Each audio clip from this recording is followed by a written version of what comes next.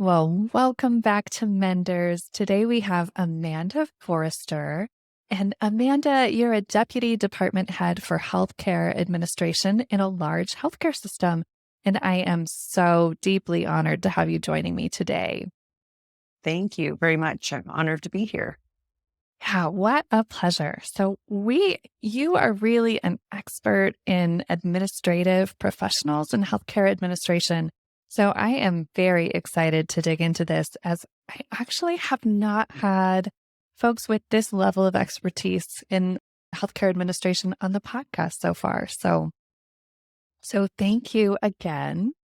And we're really going to be digging into the theme of how do we enhance the well-being of our administrative professionals? And we're also thinking about this in the greater context of women in leadership kind of in general. So let's kind of get rolling, but I'd love to have you just share a little bit about yourself and your current healthcare leadership role, and so that folks have a little bit of context for what you do. I've been with my current healthcare system, I guess you could say, for 8 years. And honestly, I never saw myself taking on a leadership role. It was something that just kind of fell into place. And I'm incredibly honored to be in a leadership role in health administration. And I look forward to being a voice of change, hopefully, in that role. That's really what my goal is, having taken on a leadership role. So I'm excited to kind of share about the challenges that we face, but also the change in the culture that we're starting to see. Oh, that is fantastic. And I have so many questions for you. I'm going to try to hold off so I don't ask everything at once. But can you just share more? You said you want to be a voice of change. What do you mean by that? What does that look like for you? I think I want to draw more attention to the fact that health administration in and of itself is kind of a foundation in healthcare rather than just an ancillary necessity. And I'm also looking to start fostering the change in culture that I was referencing, because we are starting to see a new culture in healthcare professionals as far as clinicians goes. I know we're going to talk more on it a little bit later, but there is kind of that classist, old school, providers are better than admin and you're just a secretary. And so, but we're starting to see a huge shift there. And I think it's something that administrative professionals are seeing more of, but I think it's something that at the lower levels, our frontline staff, they're still hesitant to embrace. So I'm really trying to be that voice of change and giving them more confidence and giving them a more sense of self-worth in their role and having them be more proud of the role they carry in healthcare. Oh, wow. That's so powerful. And what came up for me listening to you share that is, I guess, just how powerful and important healthcare administrative professionals really are. Because from my perspective, what we're seeing in healthcare is like the shift of so many administrative duties to clinicians. I think, and I'm curious if you agree or disagree or have a totally different perspective. But from my perspective, it's almost like we've taken these administrative duties so for granted that we don't recognize that they're actually a specialized skill set. And it is valuable for a healthcare system to invest in that kind of infrastructure, which also supports the clinical work, because clinicians clearly are getting overwhelmed by some of the administrative responsibilities. And so for me, it's like, oh, there's just this absolute imbalance, and we need to really prioritize people with those skills. So any thoughts about that? I do think that the shift in seeing more administrative duties placed on clinicians, I think that adds to burnout in the clinical field. So I do see there's an importance for us to kind of insulate that. Um, it's a very emotional role being a clinician. And I have a lot of friends that work in that different disciplines. So I see it from several different fields in the healthcare industry. That burnout does, it leads to a lower level of healthcare. But then we also look at the reason they're putting those administrative functions on. It's getting harder and harder to find healthcare administrative specialties. I know, I myself have a master's in health information management, and it's incredibly rare now to find someone that has that level of education. because people are no longer looking to those specialized fields as viable positions. And it's kind of sad. But I think with this new culture that we're seeing, where the clinical staff are really starting to see healthcare administrative staff as their colleagues and their peers rather than someone that they just dump secretarial duties on, I think that that's really going to see a lot more cohesiveness and maybe an increase in people coming back to an industry that's kind of being forgotten. Yeah, because there's that level of respect for your humanity and the expertise that you bring. I met with a group of, I think it was like 25 administrative supervisors a couple of months ago. And we were doing a listening session to kind of figure out what's not working in your role. What can we do to sort of shift things a little bit, help you feel more empowered, more impactful? And it was really interesting because the number one complaint they had was feeling disrespected by nursing. And it was really interesting and I guess surprising to me because I had not realized just how profoundly those interactions with clinicians matter to people in administrative roles. So, I mean, can you say more about like how you're part of a culture shift to bring that level of respect and I guess partnership into these two disciplines? Really, I'm just trying to be a voice for change. I have kind of a large personality. My appearance kind of speaks in and of itself. And honestly, that has been my greatest challenge in coming into a leadership role is being accepted for the person that I am, the way I look and how I act.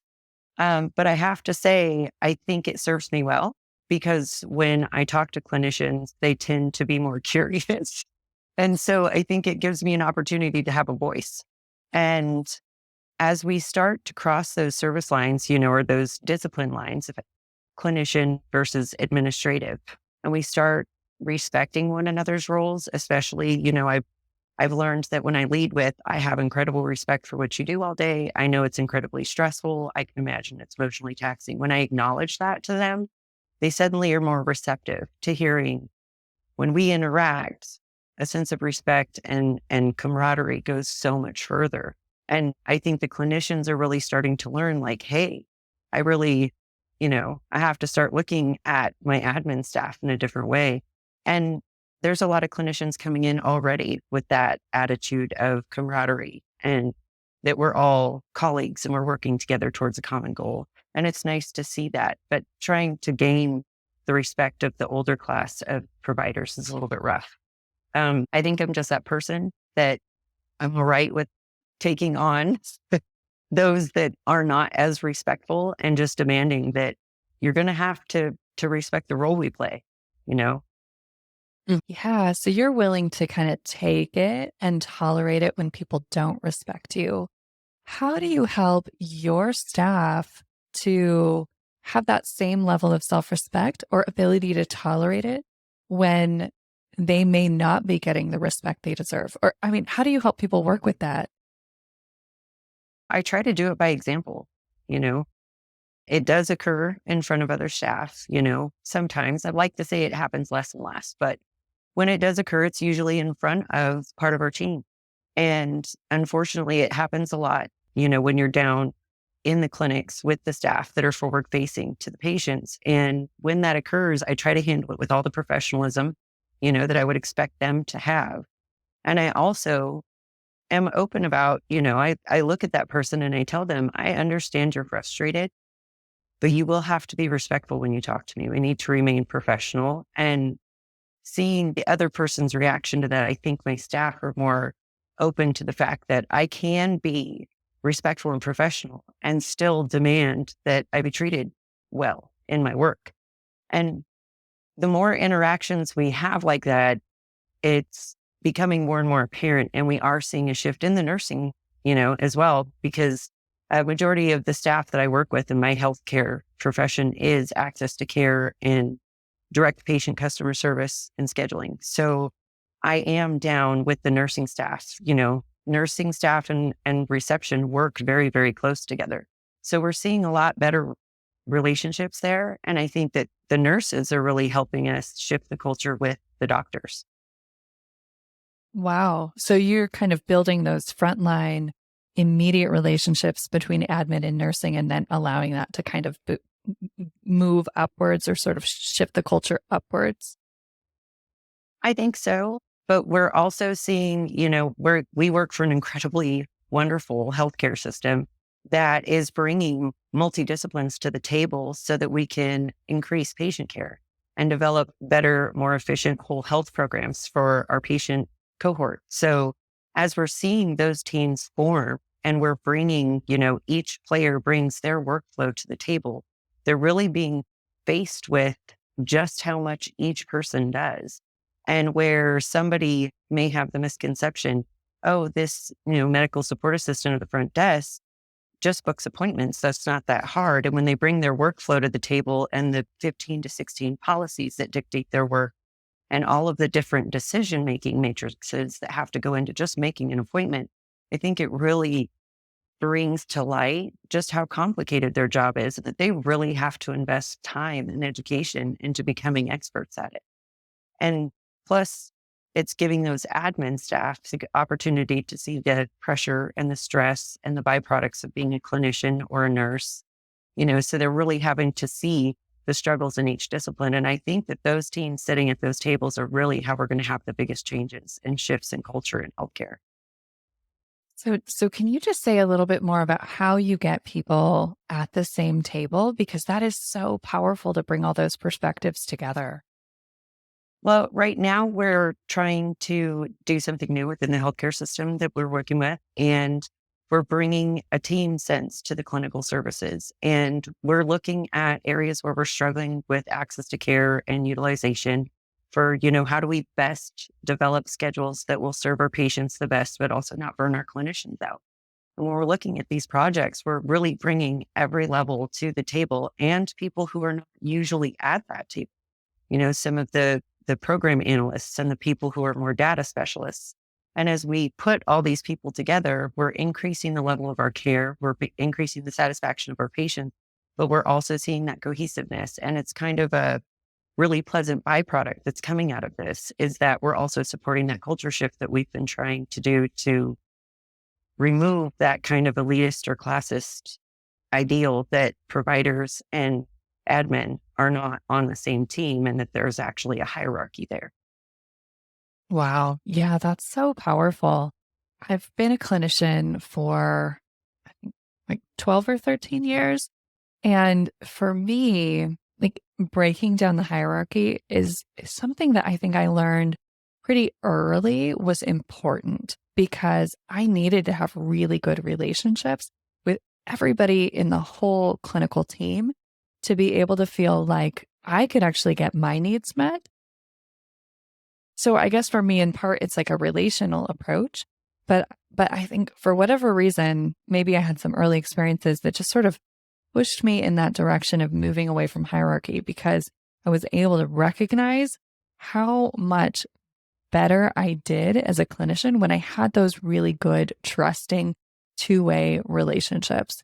And so for me, I think I also, at least occasionally, ask for feedback from the administrative team that I work with.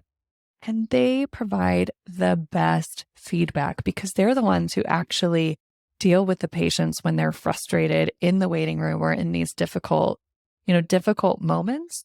And so getting that information from me can help me change just my daily practices that helps me be more efficient. And I think overall helps them do their jobs as well. We just flow better. So I'm really personally appreciating what you're sharing, but I do recognize that that's not always the way people see things. And I had an interesting interaction with a clinician this week who came to me with some frustrations about a member of our admin team. And we were able to kind of walk through like, well, what happened? Why were you frustrated? And just kind of break it down. And I think it was really helpful for this clinician because she was ultimately able to see, oh, what I'm asking, what I'm wanting to happen is like totally outside of a standard workflow. So I think when people can recognize like this is a team, we don't need to be in a hierarchy. And people have specific workflows or ways of doing their work that we really need to respect and rely on so that we don't get frustrated when processes break down or our expectations are not met. I totally agree. And I would agree that you are that new generation of provider that we're seeing come into healthcare that is really changing the culture and helping to recognize that we are a team and that all of us, from the whole health approach, every part of healthcare needs to be in that whole health circle together, taking care of one another. So I think it's really, we're starting to see that. I think that the shift and the place that we're going to find ourselves in the near future with the new kind of cohesive healthcare system. Oh man, I hope so. I think that'd be amazing.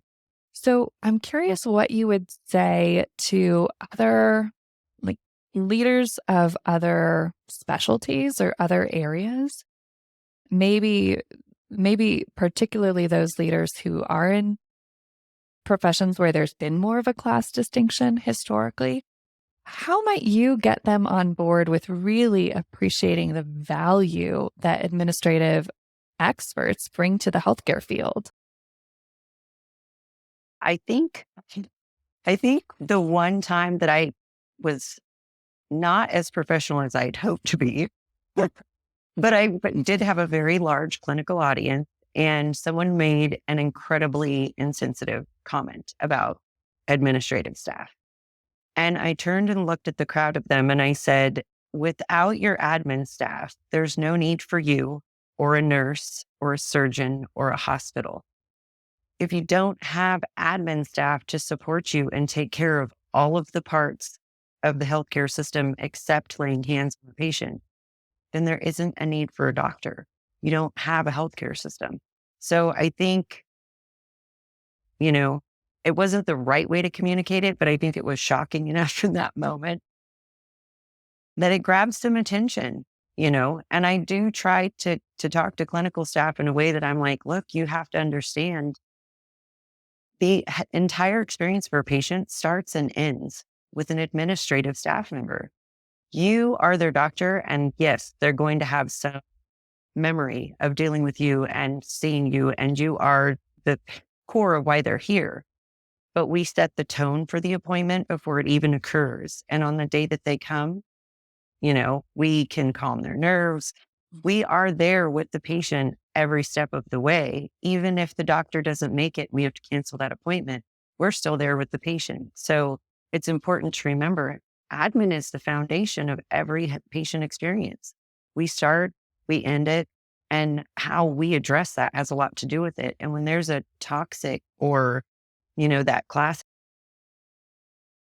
environment that they're working in, it makes it really hard for them to exercise compassion and empathy and all these important things that the patient needs. And so by us doing this, that it is increasing the satisfaction of the patient in the end because you have happier employees that are more open to being caring for that patient, being compassionate, being kind, just like our clinicians are always trying to exhibit those emotions. And it's hard to do that when they're stressed and their needs aren't met. So it really is, everybody's workflow is going to start and end the same way that the admin is feeling, because essentially that bleeds out into every aspect of healthcare. Yes. Oh, I think that is so true. And your comments remind me of a clinic that I worked in the past. And there used to be a comment box that patients could write notes, like little what worked, what didn't work for the day. And then they would post the positive comments on the wall. And when I'd walk by, most of the comments were for the front desk staff. Like the front desk staff did so much in terms of problem solving, helping when physicians were running late, calming down stressed out patients. In that clinic in particular, they were really the emotional first responders for stress. And it showed in the comments because patients really did value and appreciate that. And I just loved that it was up there for everybody to see. And it was a pretty happy, high functioning clinic. But it really, I think, demonstrates how important those admin staff are to the patients. And I do appreciate your point that it is easy for us or for clinicians to forget that or to lose perspective. So I have a question though. I'm wondering about the financial aspect of this. So, do you think that when healthcare systems or healthcare leaders don't fully recognize or appreciate what administrative professionals do you think that that impacts healthcare funding priorities or budget? I think it does. I do know that there is commonly, the first place we can look to cut money is admin. I think that part of what healthcare leadership loses sight of is by cutting admin, it's going to have significant impact on clinicians. Like you said, clinicians are being asked to take on more and more admin function. The need for clinical care is not diminishing. That's obvious. It seems that everywhere you go, the healthcare system is just completely saturated and begging for more clinical professionals. But the thing we're losing sight of is we can't keep them, and they're burnout and they're giving up because they're being asked to do way more than they possibly can in one day. And as we bleed the administrative offices dry to save that dollar, we're really doing it at the expense of everyone involved. And then you end up losing money because you can't keep clinicians, which means you can't see the patients that need to be seen.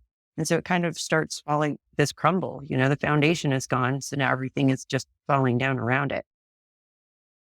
But I think that healthcare leadership sometimes forget about the importance of admin, as far as um, trying to think of a good way to word it. It's not always as prioritized as it should Yeah. be. When we're worried about keeping staff happy, when we're worried about burnout and overload and things like that, I think admin isn't really where they look. And so that too is something that's making it harder and harder for us to retain admin staff, which pushes more onto clinicians. And then we again see that fiscal breakdown because if we don't have happy staff, happy clinicians, we don't have productive staff. And then burnout becomes an issue. And then we lose more clinicians. I mean, we've seen more clinical staff leave their profession in the past 3 years than we've seen, I think, ever in history. So we really do have to look at how every level of healthcare in every different discipline is intertwined and how we can keep everyone happy across the board so that we can keep our staff in a dying industry. Yeah. I mean, I so appreciate everything you just shared. And I guess my hope would be that we would really take that seriously and begin to prioritize this foundation of healthcare. I know for myself, I'm like a big picture thinker. I think about problem solving. I like to conceptualize. I love having conversations with patients and staff. And then there's the administrative details, and I'm truly not good at them.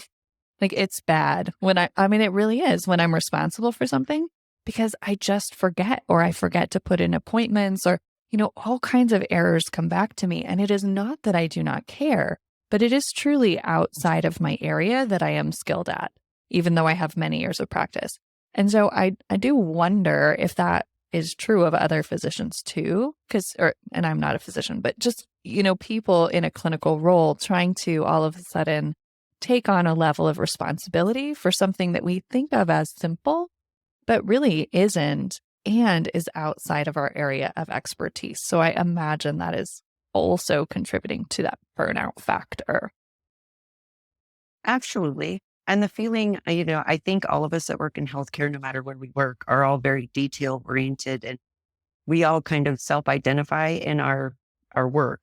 I think you have to be to work in a humanitarian field. But I think for providers, sometimes it's the fact that, oh, I forgot to schedule that appointment. That's so simple. It's kind of I'm no longer doing things at the level I think I could or should as far as covering all the bases.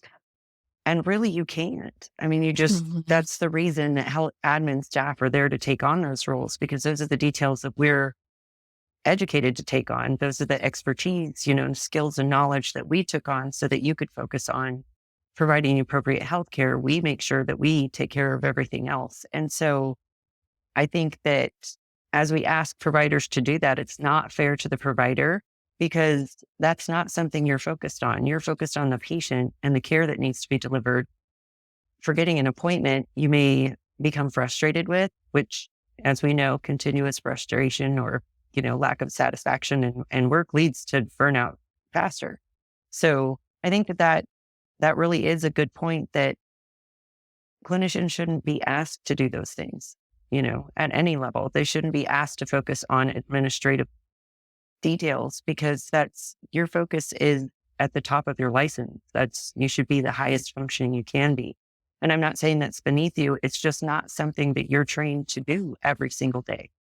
That's where the admin role is. We're focused on the details that have to take place, making sure that the billing is correct, making sure the appointments are in there, making sure the documentation is completed. Those are our functions and roles so that you can focus on the patient. And I really think that healthcare needs to understand that both of those are specialized areas that are necessary to a functioning healthcare system, or at Yeah, least a highly functioning one. definitely. Yeah, so I read a book and I'm blanking on which one it was, but it was by Marcus Buckingham and it was either Love and Work or Nine Lives About Work. But the point was that some jobs we, culturally think of as menial or unskilled, and that's really not accurate. And he, I think, used the example of housekeepers and compared the best, most highly rated housekeepers with like an average housekeeper who didn't see that as a vocation. And the work output is distinctly different. And so I really do think that it is not true that anybody could step into these administrative functions and do an excellent job. It really is a unique skill set that, that depends on the strengths of the person and their level of training. So I guess for me, that is something I want everyone to be thinking about, is just recognizing we do all have our own strengths, and administrative professionals are a highly skilled, really important group to be thinking about and valuing as the skilled professionals that they are. But I recently had an opportunity where we were working on one of our process improvement groups, and we were talking about medical support assistants, which in the agency that I work for, the healthcare system, these are our scheduling specialists and access specialists. And when we were talking about the qualifications to receive that job, there was just this sense of shock amongst the clinical staff that you have to have at least 2 years of higher education or multiple years working in a medical administrative function in a medical office. And it's very specialized. There's terminology requirements, scheduling requirements. And so they were like, wow. I mean, to me, I would think as long as you graduated high school, you're in. And I'm like, no, it's such a complex job. There's a ton of training that goes into it. We invest a lot of money in training for administrative staff. And it's because it's a complex position. It's not just plugging a patient into a time slot. There's so much more that goes into it, and considerations and, what the clinician puts in. It's just so much they have to know and understand to really do their job efficiently. So when clinical staff learn that there's all these education requirements, they're like, I'm going to have to look at this a little differently. So information sharing, again, seems to be our best way of changing culture. Yeah, that's so powerful. So I'm also curious, what do you think we could do differently to increase the number of people entering the pipeline? Like how do healthcare organizations create a pull to make that position desirable again? I know that income, for one, because, administrative salaries, especially entry level, tend to be incredibly low. But we've been addressing that, and as a whole across the industry, you've seen salaries for administrative staff starting to come up. I think the other thing is education about all the different avenues there are, because when you say health administration, people are like, oh, well, that's like typing and filing. No, it's, billing, patient benefit specialists, insurance specialists, release of information specialties, access to care. There's so many different, data driven or patient care driven, as far as customer service and forward facing patient care. There's so many different areas that you can go into. And I think it's just kind of a lost art, you could say. It's not something you see anymore in light of when people think of healthcare and they think of administration, they just think Mhm. secretaries or, someone that does desk work. I think it's just, we've got to get out there. We've really got to start educating on all these different avenues that you can take. And then all the benefits of entering the health administration field. I never saw myself as being a deputy department head. I never saw myself as having an opportunity even to possibly one day be a director, which I don't aspire to. Not because it's not a wonderful job, but just because that's not the level I want to reach. But I think people just don't know anymore. It's not something that they really look at as a long-term career profession. So, how did you kind of work your way into this position? And you alluded to it just kind of happening, but I'm curious. I mean, you're a woman. You mentioned earlier you have a big personality, and that can kind of be a barrier. Tell me more. I actually started my career it was in the medical field, but in the prison industry. I started in my late teens as a medical records technician for the California Department of Corrections. And I actually worked in the prison industry a majority of my life. So I do get asked about gender bias, and I'm like, oh, no, I don't see that in healthcare. But then again, I come from a very male dominated industry.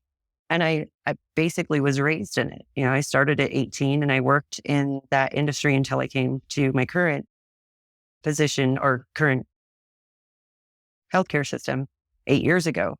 And so I bounced around. I went from medical and then I worked in education. I became a specialized library person for the Bureau of Prisons. And I did a lot of work, with accrediting libraries and working with GED programs. But when I came to my current healthcare system, I fell in and just knew it's what I wanted. And actually, I was finishing my bachelor's program in criminal justice and sociology. And I completely shifted gears and got my master's in health information just because I loved working in health admin so much when I got there. It's been a different sort of ride. And I really never saw myself aspiring to leadership. But when I got to where I'm at with the healthcare system and working in a medical center, I just saw that, there's so many amazing people that have such important jobs. And I always hear, well, I'm just a medical support assistant, Mm. or I'm just a program support assistant, or I'm just an AA and an admin assistant. And I would look at them and go, what do you mean just? You are just as important as, a nurse. You're just as important as an LPN. You're just as important as a doctor. We don't have a healthcare system without you. So don't tell yourself you're not as important. We all play a significant role. And that's when I started thinking, I really want to be a leader, which I don't feel you have to have a title to do, but that it does give me an opportunity to actually make significant change, make change in the way that we assign workload, make change in the way that my colleagues, my other, leadership colleagues in the agency see the value of the staff and how their workflow and making sure that they have that work satisfaction and work-life balance and not be suffering from burnout because, well, their job is easy. It's not easy. Just having a voice and being a voice for them really meant something. And so I did we stood up a new department. I got absorbed into that department. And then when the position for the deputy became available, I thought, you know what, that's where I want to be. I'm high enough up that I can effectuate real change for the team that I work with, but I'm still not so high up that I'm so invested in the politics of the office that I really can't be available to and show the teammates that I work with every day what being a leader can be and how much you can love and have joy in that and, Mm. you know, be there for your staff. And I really feel that that has been the most ultimate satisfying thing I've ever felt in my career is just working with people that are grateful for having someone that will speak up for them and teaching them to speak for themselves. Oh, man. I mean, honestly, at any level, I think I would value that as an employee. That's really powerful. So how can you speak more to how you do that on a daily basis? Like what does it look like when you advocate for your staff or teach them how to advocate for themselves? I have a very open door policy with the staff that, work in my department. They even have my personal cell phone number. I keep myself very accessible to them. I think that that's necessary. I am a person who believes that in my leadership role, I actually work for them, not them working for me, because it's my job to make sure they have everything they need to be successful and to help them grow and, start aspiring to becoming leaders themselves. So when they reach out to me with a difficulty, we have a thing called the no complaint department. So when they come and they have something that's a problem, if they don't have at least one solution, then it's a complaint. And we don't do complaints.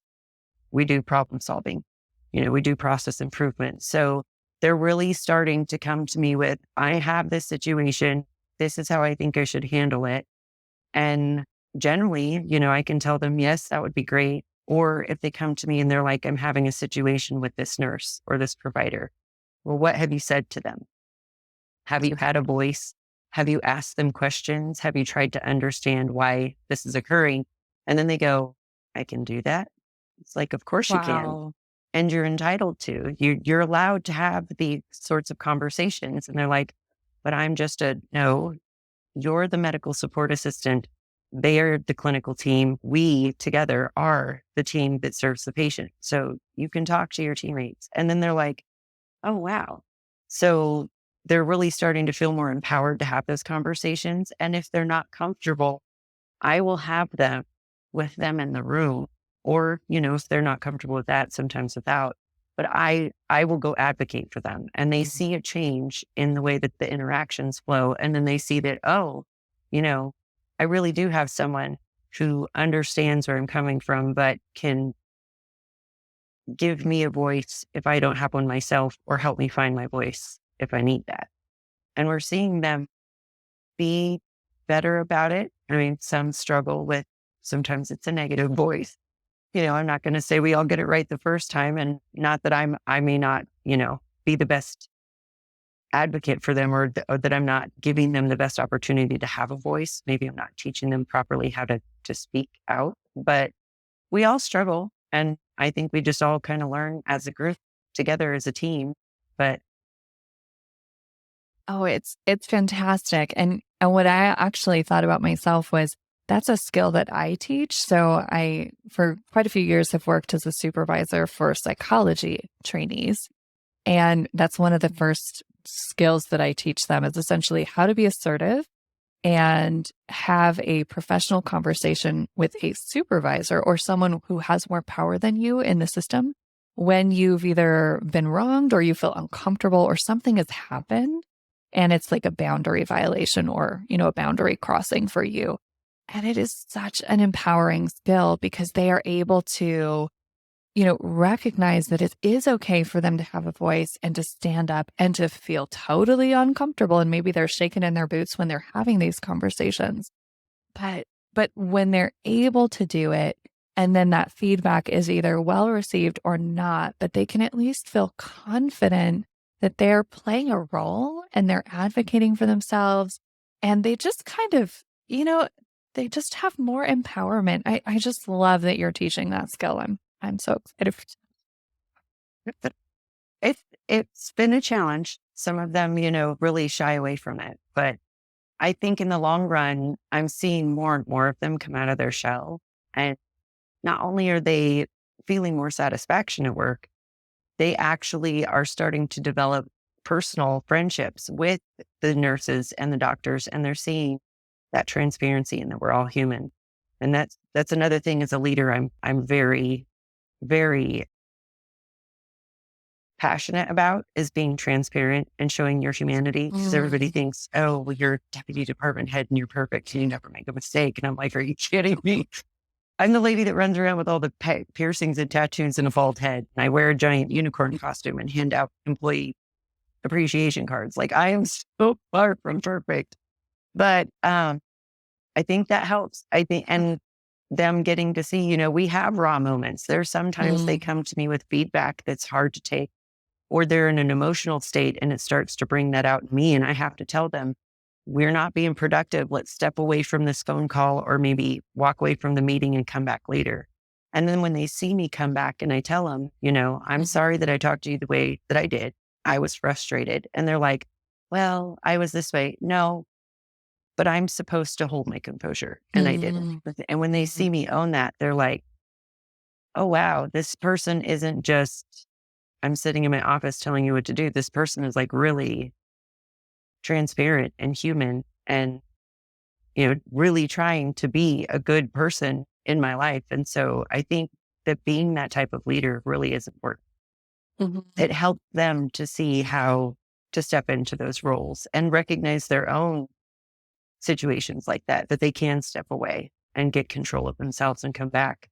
So you can still be assertive and be emotional, just recognizing that humanity in everybody. Mm. Yeah, and really modeling how powerful that is. How does that Trying. Right. Oh, I know. Try. I mean, parenting, clinical work, supervising, it's all kind of the same, right? Very, Oh, very much so. I think the daily failures, at least for myself.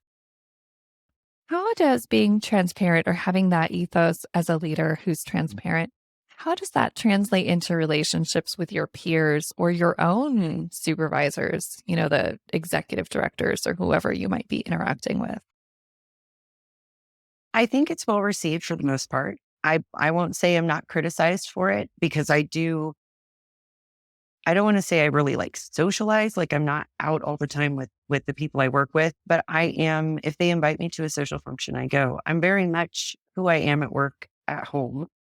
And I do have some peers in leadership and superiors who feel that, well, maybe you could be a little more reserved and like step back a little bit more, or maybe not be so open about, I do talk about my personal history, about the life that I've lived.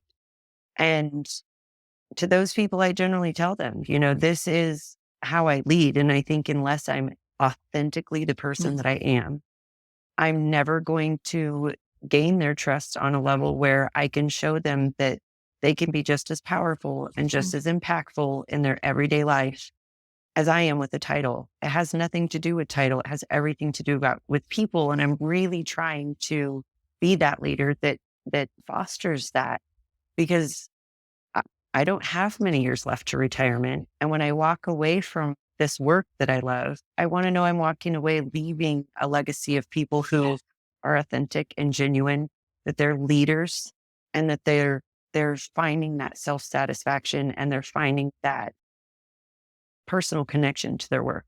And they're not ashamed of it. They're not made to feel like they're lesser than. I just want to leave knowing that I left great people behind to take the reins and try to improve upon a system that is ever evolving. Wow. Well, that's a beautiful legacy to leave behind you. I love that. What I'm hearing from you is that you are not just promoting like surface level change, but this is change like in how people see themselves, how they approach their work, how they holistically embody their role, which I think just has really long lasting impacts. I'm hoping to. I mean, we're seeing a lot of the whole health shift in healthcare, which I love, because I am a firm believer that you have to treat the person as a whole. But I think Mhm. that as we adopt this for our patients, I'm loving adopting it in our everyday interactions with our peers and our colleagues, with our teams at work. I try not to say my staff. I do that when I feel like I have to protect them, but they're my team. They're my Mhm. teammates. Mhm. We don't function without every single last one of us. So I'm really loving getting the opportunity to bring that whole health aspect to my everyday work. Yeah, that's great.